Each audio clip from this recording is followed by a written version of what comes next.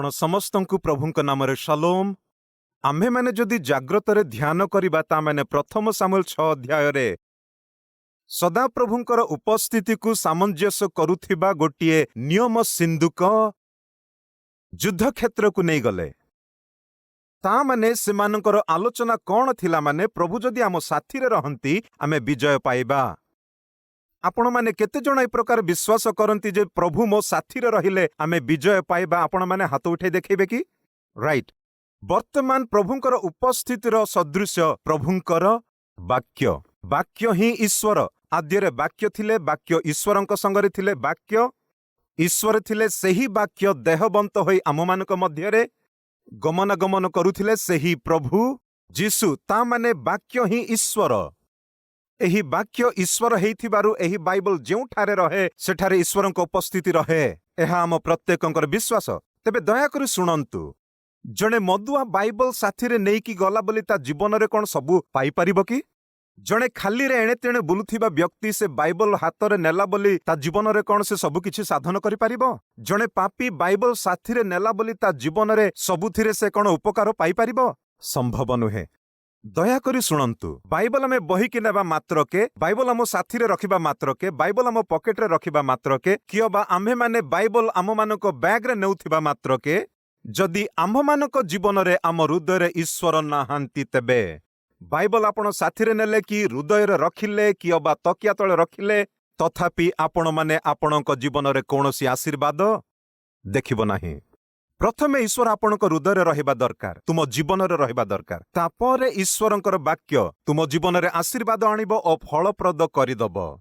इस्राएलर संतानगण केते अमायक थिले माने सेमाने आपणा इच्छा अनुसार बंची ओ पाप कार्य करी ईश्वरंकर उपस्थितिर सादृश्य हेइथिबा सेही नियम सिंधुक को नै युद्ध क्षेत्र रे सेमाने कोन कहले जानो कि?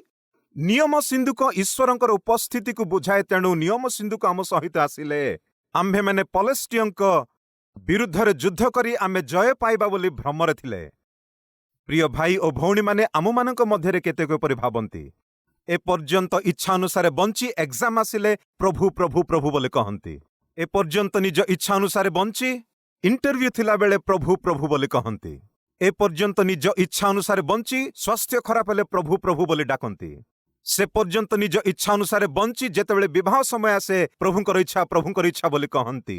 दयाकरी शुणंतु, आपण माने आपण इच्छा अनुसार बंची आपणार जीवन संपूर्ण डैमेज करी, संपूर्ण विनष्ट करी शेष रे प्रभुंक निकट को आसी सिंपली प्रभु मते आशीर्वाद कर बोले कहले केमिति हबो?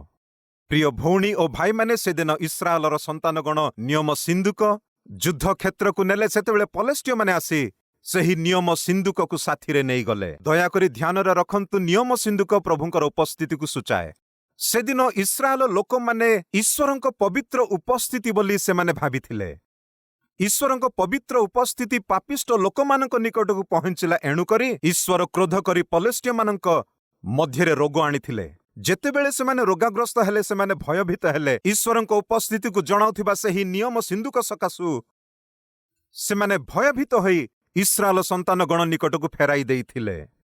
जेतेबेले कि ईश्वरंक उपस्थिति जणाउथिबा सेही नियम सिंधुक इस्राएल को फेरी आसिला, सेठारे थिबा केतेक लोक माने ओ लेविय माने नियम सिंधुक प्रति थिबा आचरण करिबाकु थिबा सेही पवित्र आचरण से माने न करी से नियम सिंधुक विरुद्ध रे व्यवहार करिथिबारु प्रभु सेमानकु हत कले।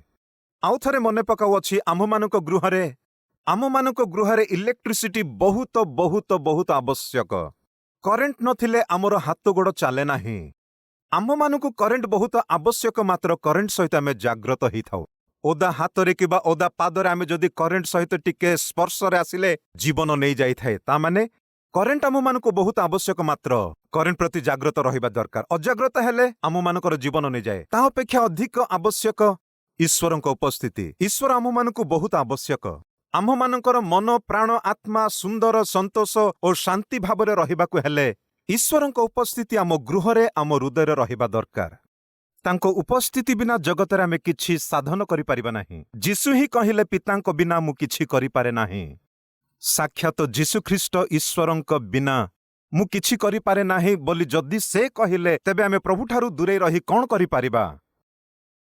सेथिपाई आममानंकु ईश्वरंकर उपस्थिति ତାଙ୍କର ସହବର୍ତ୍ତୀ ତାଙ୍କର ସାହାଯ୍ୟ ଅତି ଆବଶ୍ୟକ। ସେହି ସମୟରେ ଈଶ୍ୱରଙ୍କ ସହିତ ଆମେ ବଞ୍ଚିବାକୁ ହେଲେ ଈଶ୍ୱର ଆମମାନଙ୍କ ହୃଦୟରେ ଗୃହରେ ରୁହନ୍ତୁ ବୋଲି ଚାହିଁଲେ ଆମେ ଜାଗ୍ରତରେ ବଞ୍ଚିବା ଦରକାର। ପୁନର୍ବାର କହୁଛି, କରେଣ୍ଟ ଅତି ଆବଶ୍ୟକ, କିନ୍ତୁ କରେଣ୍ଟ ସହିତ ଖେଳିଲେ ତାହା ଆମମାନଙ୍କୁ ମାରିଦେବ। ଈଶ୍ୱରଙ୍କ ଉପସ୍ଥିତି ଆମକୁ ବହୁତ ଆବଶ୍ୟକ, କିନ୍ତୁ ଈଶ୍ୱରଙ୍କ ପବିତ୍ର ଉପସ୍ଥିତିରେ ଯଦି ଆମେ ଇଚ୍ଛା ଅନୁସାରେ ବଞ୍ଚିଲେ ଈଶ୍ୱର ନିଶ୍ଚିନ୍ତ ଦଣ୍ଡ ଦେବେ। ଏହା ହିଁ ଘଟିଥିଲା ପଲେଷ୍ଟିୟମାନଙ୍କ ଜୀବନରେ, ଏହା ଘଟିଥିଲା ଇସ୍ରାଏଲ ସନ୍ତାନଗଣ ଜୀବନରେ। ଏଣୁକରି ଈଶ୍ୱରଙ୍କ ଉପସ୍ଥିତିରେ ସେମାନେ କରିଥିବା ଭୁଲ ତାହା ଜାଣିପାରି ସଜାଡ଼ିବା ବଦଳରେ ଈଶ୍ୱରଙ୍କ ଉପସ୍ଥିତିକୁ ଜଣାଉଥିବା ସିନ୍ଦୁକକୁ ସେମାନେ ଦୂର କଲେ। ଆମକୁ ସିନ୍ଦୁକ ଦରକାର ନାହିଁ, ସିନ୍ଦୁକ ଦରକାର ନାହିଁ, ଈଶ୍ୱରଙ୍କ ନିୟମ ସିନ୍ଦୁକ ଦରକାର ନାହିଁ ବୋଲି ଈଶ୍ୱରଙ୍କ ଉପସ୍ଥିତିକୁ ଦୂରକୁ ନେଇଯାଇଥିଲେ। ଓବେଦ ଇଦୋମ ନାମକ ଜଣେ ବ୍ୟକ୍ତି ଏହି ନିୟମ ସିନ୍ଦୁକ ତା ଗୃହରେ ରଖିବା ବେଳେ ସେ ତାଙ୍କ ଗୃହରେ ଥିବା ସବୁକିଛି ଆଶୀର୍ବାଦ ପ୍ରାପ୍ତ କଲେ ବୋଲି ବାଇବଲରେ ଲେଖା ଅଛି। ପ୍ରଭୁଙ୍କୁ ଆମେ ଗୌରବ ଦେଲେ ସେ ଆମମାନଙ୍କୁ ଗୌରବ କରିବେ। ପ୍ରଭୁଙ୍କୁ ଆମେ ଯଦି ଇଚ୍ଛା କରିବା ତାଙ୍କ ଇଚ୍ଛାକୁ ଅନୁଭବ କରିବା। ଓବେଦ ଇଦୋମ ନାମକ ବ୍ୟକ୍ତି ଈଶ୍ୱରଙ୍କ ନିୟମ ସିନ୍ଦୁକ ଯେବେ ତା ଘରକୁ ନେଲା ଅତ୍ୟଧିକ ଭାବରେ ସେ ଆଶୀର୍ବାଦ ପ୍ରାପ୍ତ କରିଥିଲା। ପ୍ରିୟ ଭଉଣୀ ଓ ଭାଇମାନେ, ଈଶ୍ୱରଙ୍କ ଉପସ୍ଥିତି ବହୁତ ଆଶୀର୍ବାଦ ଆଣେ। ଇସ୍ରାଏଲ ଲୋକମାନେ 20 ବର୍ଷ ପର୍ଯ୍ୟନ୍ତ ଈଶ୍ୱରଙ୍କ ନିୟମ ସିନ୍ଦୁକ ସେମାନେ ଦୂରେଇ ଥିଲେ। ପ୍ରତିଫଳ ଭାବେ ସେମାନେ କ୍ରନ୍ଦନ କରିବାକୁ ଲାଗିଲେ। ଈଶ୍ୱରଙ୍କ ବିନା ତାଙ୍କର ସମସ୍ତ ଆଶୀର୍ବାଦକୁ ହରାଇ, ତାଙ୍କରି ସାହାଯ୍ୟ ସହଯୋଗ ନଥାଇ, ତାଙ୍କରି ମଙ୍ଗଳ ନ ପାଇ କେତେ କାଳ ଆମେ ଅନ୍ଧକାରରେ ବଞ୍ଚିବୁ ବୋଲି ଭାବି ପ୍ରଭୁଙ୍କ ନିକଟରେ ସେମାନେ କ୍ରନ୍ଦନ କଲେ। ଏପରି ସେମାନେ କ୍ରନ୍ଦନ କରିବା ସାମୁଏଲ ଦେଖି କଣ କହିଲେ ଆସନ୍ତୁ ଦେଖିବା। ଆଉ ଥରେ ମୁଁ ପଢୁଛି, ପ୍ରଥମ ସାମୁଏଲ 7 ଅଧ୍ୟାୟ 2 ପଦର ଖଂସରୁ। ଏଥିରେ ସମୁଦାୟ ଇସ୍ରାଏଲ ବଂଶ ସଦାପ୍ରଭୁଙ୍କ ପଶ୍ଚାତ ବିଳାପ କଲେ। ତାମାନେ ଇସ୍ରାଏଲ ସନ୍ତାନଗଣ ବର୍ତ୍ତମାନ ଈଶ୍ୱରଙ୍କ ଉପସ୍ଥିତିର ମୂଲ୍ୟ ଜାଣିଲେ, ତାଙ୍କର ଅନୁଗମନ କରିବା ପାଇଁ ବର୍ତ୍ତମାନ ଆଶା କରୁଅଛନ୍ତି। ଏପରି ଆଶା କରି କ୍ରନ୍ଦନ କରିବା ବେଳେ ସାମୁଏଲ କହନ୍ତି, ତହିଁରେ ସାମୁଏଲ ସମୁଦାୟ ଇସ୍ରାଏଲ ବଂଶକୁ କହିଲେ, ଯେବେ ତୁମେମାନେ ସମସ୍ତ ଅନ୍ତଃକରଣ ସହିତ ସଦାପ୍ରଭୁଙ୍କ ପ୍ରତି ଫେରୁଅଛ, ପ୍ରଭୁଙ୍କଠାରୁ ଦୂରେଇ ଯାଇଅଛ, ଏପଟେ ସେପଟେ ଭ୍ରମଣ କରୁଅଛ, ପାପ କାର୍ଯ୍ୟ କରୁଅଛ, ନଯିବା ସ୍ଥାନମାନଙ୍କୁ ଯାଇ ଭୋଗ ବିଳାସ କରି ତୁମେ ମଦ୍ୟପାନ କରିଅଛ, ଫେରିଆସ। ଏବେ କରିଥିବା ପାପ ଯଥେଷ୍ଟ, ଅଭିନୟ କରିଥିବା ଯଥେଷ୍ଟ, ବୁଲୁଥିବା ଯଥେଷ୍ଟ ହେଲା, ଫେରିଆସ। ଏବେ ସଦାପ୍ରଭୁଙ୍କ ଆଡକୁ ଫେରିଆସ। ଆମ୍ଭମାନଙ୍କର ଜୀବନର ଆଧାର ହୋଇଥିବା ଈଶ୍ୱରଙ୍କ ନିକଟକୁ ଫେରିଆସନ୍ତୁ। ଏପରି ସାମୁଏଲ କହିଲା ପରେ ପୁଣି କହନ୍ତି, ତେବେ ଆପଣମାନଙ୍କ ମଧ୍ୟରୁ ବିଦେଶୀୟ ଦେବତାମାନଙ୍କୁ ଓ ଅସ୍ତାରୋତ ଦେବଗଣକୁ ଦୂର କର ଓ ସଦାପ୍ରଭୁଙ୍କ ଉଦ୍ଦେଶ୍ୟରେ ଆପଣମାନଙ୍କ ଅନ୍ତଃକରଣ ପ୍ରସ୍ତୁତ କର ଓ କେବଳ ତାହାଙ୍କୁ ସେବା କର। ବିଦେଶୀ ଦେବତାଗଣକୁ, ପଲେଷ୍ଟିୟମାନଙ୍କର ଅସ୍ତାରୋତ ଦେବତାଗଣକୁ ତମେ ପରିତ୍ୟାଗ କର। ସେମାନଙ୍କଠାରୁ ଦୂର ହୋଇ ଆସ, ପ୍ରଭୁଙ୍କ ନିକଟବର୍ତ୍ତୀ ହୁଅ, କେବଳ ସଦାପ୍ରଭୁଙ୍କର ହିଁ ସେବା କର। ତହିଁରେ ସେ ପଲେଷ୍ଟିୟମାନଙ୍କ ହସ୍ତରୁ ତୁମମାନଙ୍କୁ କଣ କରିବେ? ଉଦ୍ଧାର କରିବେ। ଶତ୍ରୁମାନଙ୍କର ଭୟଠାରୁ ଉଦ୍ଧାର ପାଇବା ପାଇଁ ଆଶା କରନ୍ତି କି? ଭୟଭୀତ କରୁଥିବା ପରିସ୍ଥିତି ଠାରୁ, ଭୟଭୀତ କରୁଥିବା ଲୋକମାନଙ୍କ ଠାରୁ, ଭୟଭୀତ କରୁଥିବା ରୋଗଠାରୁ, ଭୟଭୀତ କରୁଥିବା ଆର୍ଥିକ ସମସ୍ୟା ଠାରୁ, ଭୟଭୀତ କରୁଥିବା ଓ ଜୀବନରେ ଥିବା ବିଭିନ୍ନ ସମସ୍ୟା ଠାରୁ ଆପଣମାନେ ଉଦ୍ଧାର ପାଇ ବିଜୟ ପ୍ରାପ୍ତ କରିବା ପାଇଁ ଚାହାନ୍ତି କି? ଈଶ୍ୱର ଇସ୍ରାଏଲ ଲୋକମାନଙ୍କୁ ଗୋଟିଏ ଅଦ୍ଭୁତର ସୂତ୍ର ଜଣାଉଅଛନ୍ତି। ତାହା କଣ ଜାଣନ୍ତି କି? ଏପର୍ଯ୍ୟନ୍ତ ଆପଣମାନେ କରି ଆସୁଥିବା ପାପ କାର୍ଯ୍ୟକୁ ପରିତ୍ୟାଗ କରି କେବଳ ଆମ୍ଭର ସେବା କର ଓ ଆମ୍ଭ ପ୍ରତି ଫେର। ମୋ ନିକଟକୁ ଆସ ଓ ମୋହର ସେବା କର। ସେତେବେଳେ ଆପଣା ଜୀବନରେ ଆପଣ ବିଜୟ ଦେଖିପାରିବେ। ପ୍ରିୟ ଭଉଣୀ ଓ ଭାଇମାନେ, ଭଲ ପାଠ ପଢ଼ିକି ଭଲ ମାର୍କ ରଖି ପାସ୍ କରିବା ପାଇଁ କୌଣସି ଷ୍ଟୁଡେଣ୍ଟ ଆଶା କରିଛନ୍ତି ଭାବନ୍ତୁ, ତେବେ ସେ କଣ କରିବା ଦରକାର? ଚୁଗଲାମି କରୁଥିବା କାର୍ଯ୍ୟକଳାପ ଛାଡ଼ିବା ଦରକାର। ମନ୍ଦ ସାଙ୍ଗସାଥୀ, ମନ୍ଦ ଜାଗାଗୁଡ଼ିକୁ ବୁଲିବା ପରିତ୍ୟାଗ କରିବା ଦରକାର। ସେହିପରି ମନ୍ଦ ବନ୍ଧୁମାନଙ୍କୁ ଛାଡ଼ି ସମୟର ରକ୍ଷା କରିବା ଦରକାର। ଗୋଟିଏ ଠିକ୍ ମାର୍ଗରେ ଚାଲିବା ଦରକାର। ଅନୁଯୋଗର ଜୀବନଯାପନ କରିବା ଦରକାର। ତେବେ ତ ଭଲ ମାର୍କ ପାଇପାରିବ। ଅପରେସନ ବିନା ରୋଗ କମିବ ନାହିଁ ବୋଲି କହିଲା ବେଳେ ଅପରେସନ କରିବା ସମୟରେ ସୁଗର ଲେଭେଲ ନର୍ମାଲ ରହିବା ଦରକାର। ଯଦି ସୁଗର ଲେଭେଲ 400-500 ଅଛି ମାନେ ଅପରେସନ ହେଇପାରିବ କି? ଅପରେସନ କରିପାରିବେ ନାହିଁ। କଣ କହିବେ? ସୁଗର କମ୍ ହେବା ଦରକାର। ଆପଣଙ୍କ ଡାଇବେଟିସ୍ ସୁଗର ଲେଭେଲ ନର୍ମାଲ ଥିଲେ ଯାଇ ହିଁ ଅପରେସନ କରିପାରିବୁ। ତାହା ଛଡ଼ା ହାଇ ଲେଭେଲରେ ଯଦି ଅଛି ଆମେ ଅପରେସନ କରିପାରିବୁନି। ସେହିପରି ଆପଣଙ୍କ ଜୀବନରେ ଆପଣଙ୍କ ଆତ୍ମିକତା, ପବିତ୍ରତା ଈଶ୍ୱର ଚାହିଁଲା ପରି ଥିଲେ ହିଁ ତେବେ ଈଶ୍ୱର ଆପଣଙ୍କ ଜୀବନରେ କରିବାକୁ ଚାହୁଁଥିବା ଆଶୀର୍ବାଦ ଅଦ୍ଭୁତ କାର୍ଯ୍ୟ କରିବେ। आपण इच्छा अनुसार पाप कार्य करी इच्छा अनुसार आपण बंची प्रभु जदि आश्चर्य कार्य करबाको हेले संभव नाही। सेथिपाई ईश्वर सामुएलଙ୍କ द्वारा इस्राएल लोकमानଙ୍କୁ जणावछंती आपण मानकर पुराण जीवन को परित्याग करंतु सेही 50टा जीवन को परित्याग करंतु तेबे जहाकू कि आपण माने देखि भयभीत होउछंती जहाकू कि देखिबा द्वारा आपण मानक आखिरे निद नाही प्रभु से मानकु कोन करिबि कहिले से मानकु दूर करिदेबे। एही कथा जेबे से माने सुनिले से माने कोन कले आसंतु देखिबा देखंतु 7 अध्यायर 5 पदरु अनंतर सामुएल कहिले तुमे माने समुदाय इस्राएल को मिस्पीरे एकत्र कर तहिरे मु तुम मानक निमंते सदा प्रभुंक निकटरे प्रार्थना करिबि।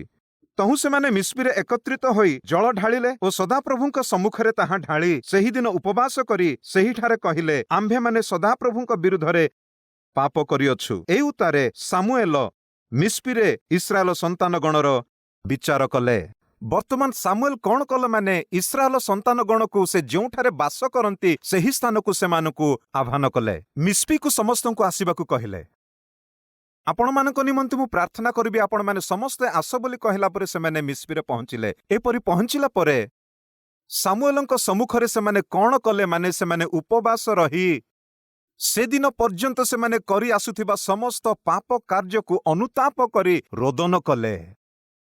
प्रिय मोर भाई ओ भौणी माने आपण माने जदि अति जाग्रतर सहित पढ़िबे से माने विलाप कले बोली लेखा अछि रोदन कले ईश्वर को उपस्थिति को आमे दूर कलु ईश्वर को आम ठारू दूर कलु बोली से माने विलाप कले। 7 अध्यायर 4 पद 5 पद से परि 6 पद को मध्य आमे जदि जाग्रतर ध्यान कले से माने अनुताप करिथिले प्रथमरे से माने विलाप कले तापरे अनुताप कले। 7 अध्यायर 5 पदरे आमे देखिबाकू पारु सेठारे कोन अछि माने मु आपण मानक निमंते प्रार्थना करिबि आस बोली से सेठाकू आह्वान करिथिले विलाप अनुताप ओ प्रार्थना। वर्तमान सामुएल सेमानकू गोटे कथा कहिथिले आपण समस्तଙ୍କ तरफरु मु प्रभुंक निकटरे प्रार्थना करिबि आसंतु। जेबे से एही कथा कहिले से माने समस्ते उपवासर सहित एकत्रित होई अनुताप करी जेतेबेले से माने प्रार्थना करुथिले एही संदेश टिकिए पलेस्टिय मानक निकटकू पहुंचीथिला केउ वार्ता इस्राएलर संतानगण समस्ते पलेस्टिय मानकर अस्तारत नामक गोटे देवता को से माने ए पर्यंत पूजा करी आसुथिबा सेही प्रतिमा को परित्याग करी प्रभुंक आड़कू फेरी से माने प्रभुंक निकटरे प्रार्थना करुथिबा विषय पलेस्टिय माने जानि पारिले। दया करी शुणंतु पलेस्टिय लोक माने शयतान ओ पलेस्टिय देश शयतानर राज्यर सादृश्य मिस्र देश जेपरिकी जगतर सदृश फारो जेपरिकी शयतानर सदृश अटे जिरिहो जेपरिकी जगतर सदृश अटे और जेरुसालेम जेपरिकी ईश्वरंकर उपस्थितिर सदृश अटे सेपरि पलेस्टिय मध्य जगतर सदृश अटे और पलेस्टिय माने बास करुथिबा देश जगत को सूचाए और पलेस्टिय लोक माने शयतान को सूचाए।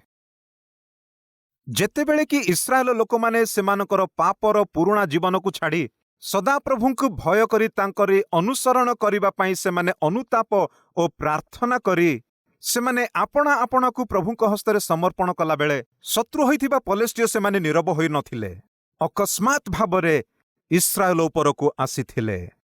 केउ समय रे से माने आपना जीवन प्रभुंक निमंते उत्सर्ग कला बेले केउ समय रे पापर पुराणा जीवन को परित्याग करी ईश्वर को पवित्र मार्ग रे चाली अनुसरण करिबा समय रे अकस्मात भाबे पलेस्टिय माने इस्राएल मानकु आक्रमण करिथिले।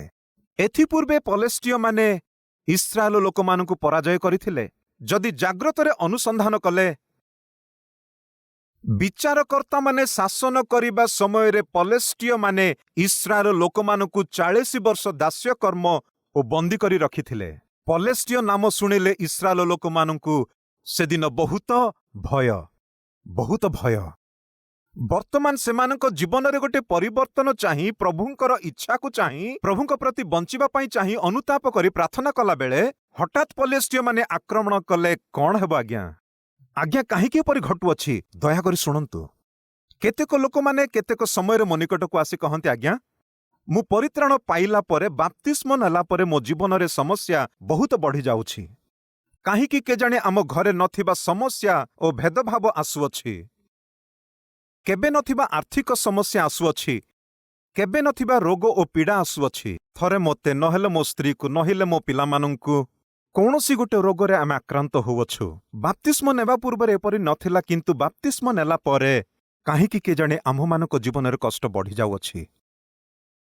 ମୁଁ ପରିତ୍ରାଣ ପାଇବା ପୂର୍ବ ଅପେକ୍ଷା ପରିତ୍ରାଣ ପ୍ରାପ୍ତ କଲା ଉତ୍ତାରେ ସମସ୍ୟାଗୁଡ଼ିକ ବଢ଼ିଯାଉଅଛି। କାହିଁକି ଏପରି ହେଉଛି ଜାଣୁନାହିଁ।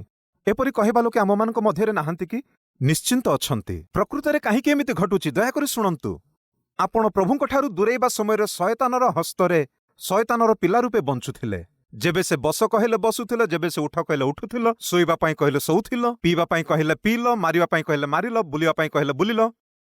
ତା ହସ୍ତରେ ତମେ ଗୋଟେ ଦାସ ହୋଇଯାଇଥିଲ। ଶୟତାନ ତୁମ ଉପରେ ଗୋଟେ ଆଶା ରଖିଥିଲା, ଯେମିତିଲେ ଏହି ମଣିଷକୁ ନରକକୁ ନେବାକୁ ହବ ଓ ନରକରେ ତାକୁ ଜଳି ପୋଡ଼ିବାକୁ ହବ। ଏହିପରି ତୁମ ପ୍ରତି ଆଶା ରଖି, ତୁମ ପ୍ରତି ଦୃଷ୍ଟି ରଖି ତୁମ ଚାରିପଟେ ସେ ବୁଲୁଥିଲା। ଯେତେବେଳେ କି ସଡନ୍ଲି ତୁମେ ତାକୁ ଛାଡ଼ିଦେଇ ତମେ ଯୀଶୁଖ୍ରୀଷ୍ଟଙ୍କର ହାତକୁ ଧରିଲ, ତାକୁ କେମିତି ଲାଗୁଥିଲା? ମାନେ ମୋ ଲୋକ ମତେ ପରିତ୍ୟାଗ କରି ଯୀଶୁଙ୍କ ନିକଟକୁ ଗଲା ବୋଲି ସେ ମନ୍ତ୍ରଣା କରୁଛି। ଯେମିତି ବି ସେ ତୁମକୁ ବିରକ୍ତ କରିବା ପାଇଁ ଚେଷ୍ଟା କରିବ।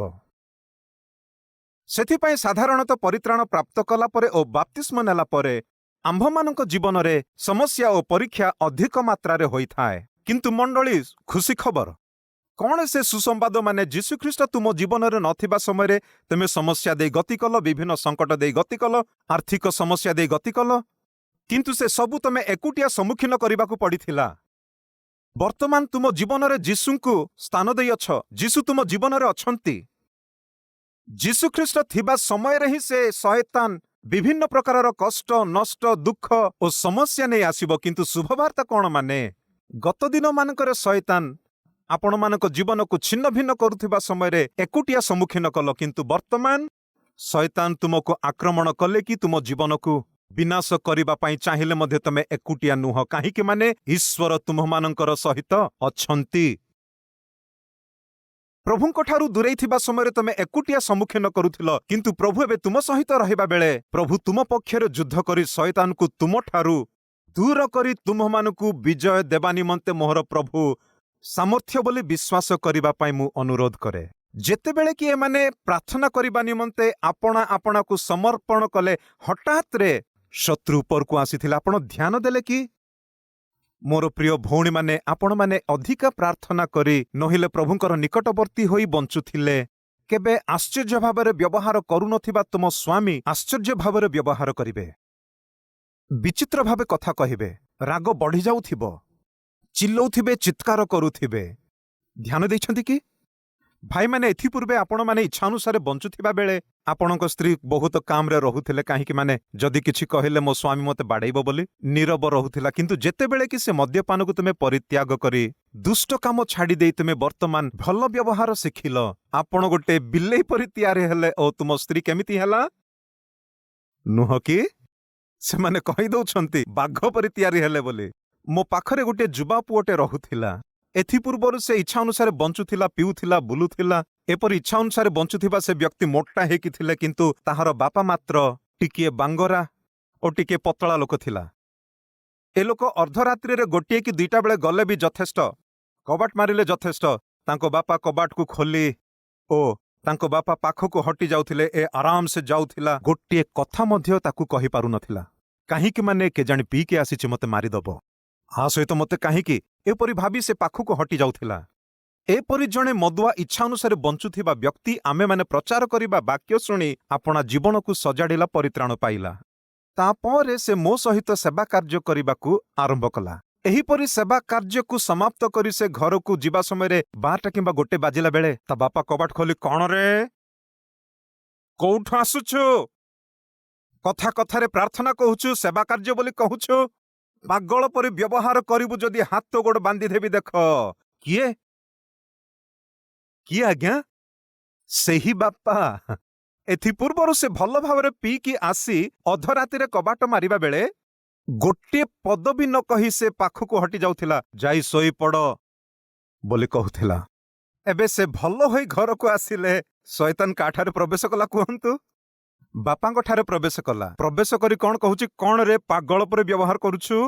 ତହିଁ ଆର ଦିନ ସେ ଆସି ମୋତେ କହୁଥିଲେ, ଆଜ୍ଞା, ମଦ ପିଇ ଆସିଲା ବେଳେ ମୋ ବାପା ଠେକୁଆ ପରି ଗୋଟିଏ ପାଖରେ ରହୁଥିଲା ଆଜ୍ଞା। ଏବେ ମନ ପରିବର୍ତ୍ତନ କରି ଭଲ ହୋଇ ବଞ୍ଚୁଥିବା ବେଳେ ଘରକୁ ଆସିଲେ ସେ ଠେକୁଆ ଟିକେ ବର୍ତ୍ତମାନ କଣ ସିଂହ ପରି ଗର୍ଜନ କରୁଛି। ୟେସ୍, ତାହା ହିଁ ଘଟୁଅଛି ସହଜରେ ଓ ସାଧାରଣରେ। ଆପଣ ଯେବେକି ଆପଣ ଜୀବନକୁ ପ୍ରଭୁଙ୍କୁ ସମର୍ପଣ କରିବେ, ଶୟତାନ ଆପଣଙ୍କ ଚାରିପଟରେ ଥିବା ଲୋକମାନଙ୍କୁ, ତମ ସ୍ତ୍ରୀ ହୋଇପାରେ, ସ୍ୱାମୀ ହୋଇପାରେ, ପିଲାମାନେ ହୋଇପାରନ୍ତି, ଶାଶୁ ହୋଇପାରେ, ତୁମକୁ ବିରକ୍ତ କରାଇବେ, ତୁମକୁ ଅଶାନ୍ତି ଆଣିବା ପାଇଁ ଚେଷ୍ଟା କରିବେ, ଶାନ୍ତି ବିହୀନ ଭାବରେ ବଞ୍ଚିବା ପାଇଁ ଚେଷ୍ଟା କରିବେ। ତାର ପ୍ରତିଫଳ ଶୟତାନ ଠାରେ ଥିବା ଗୋଟେ ଆଲୋଚନା କଣ, ମାନେ ଈଶ୍ୱରଙ୍କୁ ବିଶ୍ୱାସ କଲେ ଗୋଟେ ବିପଦ ଆସେ, ଈଶ୍ୱରଙ୍କୁ ବିଶ୍ୱାସ କଲେ ବିଭିନ୍ନ ପ୍ରକାର ସଙ୍କଟ, କଷ୍ଟ, ଦୁଃଖ ଆସେ। ଏ ପ୍ରକାରର ଚିନ୍ତା ଓ ଭ୍ରମ ମଧ୍ୟକୁ ଆମ୍ଭମାନଙ୍କୁ ଠେଲିବା ପାଇଁ ସେ ଚେଷ୍ଟା କରିଥାଏ। ଅନେକ ଏ ପ୍ରକାର ଭାବନ୍ତି, ଅବିଶ୍ୱାସୀ ଭାବେ ଥିବା ସମୟରେ ଭଲ ଥିଲା, କିନ୍ତୁ ପ୍ରଭୁଙ୍କୁ ବିଶ୍ୱାସ କଲା ପରେ କଷ୍ଟ ବଢିଗଲା। ପରିତ୍ରାଣ ପାଇବା ପୂର୍ବରୁ ଭଲ ଥିଲା, କିନ୍ତୁ ପରିତ୍ରାଣ ପାଇଲା ପରେ ସବୁ କିଛି ଖରାପ ହେଲା। ପ୍ରିୟ ଭଉଣୀ ଓ ଭାଇମାନେ ଶୁଣନ୍ତୁ, ଯୀଶୁଙ୍କୁ ବିଶ୍ୱାସ କରିବା ପୂର୍ବରୁ ସେ ସମସ୍ୟା ଥିଲା, କିନ୍ତୁ ତାହା ବଡ଼ ଦେଖାଗଲାନି। ଈଶ୍ୱରଙ୍କୁ ବିଶ୍ୱାସ କଲା ପରେ ଶୈତାନ କଣ କରୁଅଛି, ମାନେ ସେ ସମସ୍ୟା ଟିକେ ବହୁତ ବଡ଼ କରି ଦେଖାଉଅଛି। ଶୈତାନ ତୁମ ଚାରିପଟେ ଥିବା ସମସ୍ୟା କେତେ ବଡ଼ କରି ଦେଖାଇଲେ ବି ତୁମ ଅନ୍ତରରେ ଥିବା ଈଶ୍ୱର ତାଠାରୁ ବହୁତ ବଡ଼, ଏହି ବାସ୍ତବକୁ ଭୁଲନ୍ତୁ ନାହିଁ। ସେମାନଙ୍କୁ ବି ଶାନ୍ତି ଆଣି ଦେଇଥିଲା ପ୍ରାର୍ଥନା। ଆଜି ଆମେ ପ୍ରାର୍ଥନା କରିବାକୁ ଯାଉଅଛୁ, ଈଶ୍ୱର ଆମ୍ଭମାନଙ୍କର ଶତ୍ରୁକୁ ତଡ଼ିବାକୁ ଯାଉଅଛନ୍ତି। ଆମେ ହରାଇଥିବା ସବୁ କିଛି ପ୍ରଭୁ ଆମମାନଙ୍କୁ ପ୍ରଦାନ କରିବାକୁ ଯାଉଅଛନ୍ତି। ଈଶ୍ୱର ଆପଣମାନଙ୍କ ଜୀବନରେ କେବେ ଦେଖିନଥିବା ଆଶୀର୍ବାଦକୁ ଦେବାକୁ ଯାଉଅଛନ୍ତି। କେବଳ ସେତିକି ନୁହଁ, ଆପଣଙ୍କୁ ଯିଏକି ଶତ୍ରୁ ବୋଲି ଭାବି ବହୁତ ଦୁଃଖ ଦେଉଅଛନ୍ତି, ସେମାନେ ହିଁ ତୁମ ନିକଟକୁ ଆସି ଶାନ୍ତି ସ୍ଥାପନ କରି ତୁମ୍ଭମାନଙ୍କର ମିତ୍ର ପ୍ରଭୁ କରିବାକୁ ଯାଉଅଛନ୍ତି। ଯଦି ଆପଣ ବିଶ୍ୱାସ କରନ୍ତି, ମୋ ସହିତ ଆପଣମାନେ ପ୍ରାର୍ଥନାରେ ଏକମତ ହେବେ କି? ଦୟାକରି ପ୍ରାର୍ଥନାରେ ସମ୍ମତ।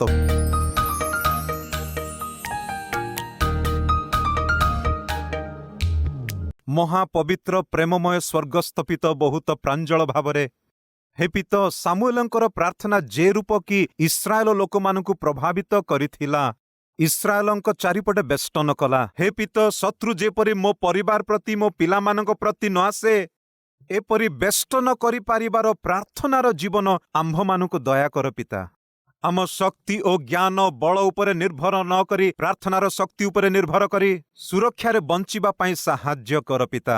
ବାପା, ଆମେ ପ୍ରାର୍ଥନା କରି ତୁମରି ଚରଣ ଛୁଇଁବା ସମୟରେ ବାପା, ଶତ୍ରୁମାନଙ୍କୁ ତମେ ପରାଜୟ କରିବ, ଶତ୍ରୁମାନଙ୍କ ଉପରେ ତମେ ଜୟ କରିବ, ଆମ୍ଭମାନଙ୍କୁ ଭୟଭୀତ କରୁଥିବା ଲୋକମାନଙ୍କୁ ତମେ ତଡ଼ିଦେବ, ସେପରି ଆମେ ହରେଇଥିବା ସବୁ କିଛି ତମେ ଫେରାଇ ଆମକୁ ଦବ।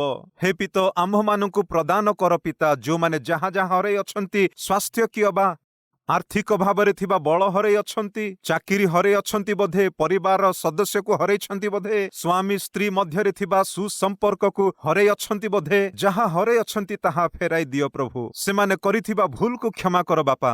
ଆମ୍ଭମାନଙ୍କ ପୁରୁଣା ପାପର ସ୍ୱଭାବ ଜୀବନକୁ ଛାଡୁଅଛୁ ବାପା। ନୂତନ ଜୀବନ, ନୂତନ ମାର୍ଗ ଓ ନୂତନ ଭବିଷ୍ୟତ ଆମ୍ଭମାନଙ୍କୁ ପ୍ରଦାନ କରି ଅଦ୍ଭୁତର ଆଶୀର୍ବାଦ ଗୁଡ଼ିକ ଆମେ ସ୍ୱଚକ୍ଷୁରେ ଦେଖିବାର ଭାଗ୍ୟ ଆମମାନଙ୍କୁ ପ୍ରଦାନ କର ବୋଲି ଯୀଶୁଙ୍କ ନାମରେ ପ୍ରାର୍ଥନା କଲୁ। ଆମେନ୍।